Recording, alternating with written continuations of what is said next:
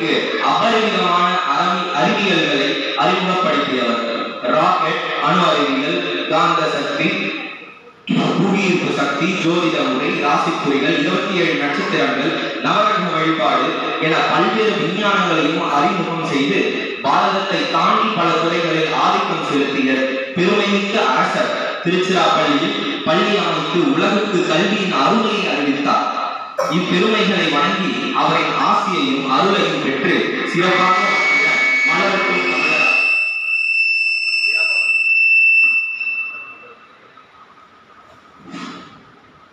இப்பொழுது வேள்வியின் மூலமாக நாம் நம்முடைய கடவுள்களை எழுந்தருள் செய்ய போகிறோம். அதற்கு ஒரு நாளாக திருவிளக்கு வழிபாடு செய்யப்பட உள்ளது.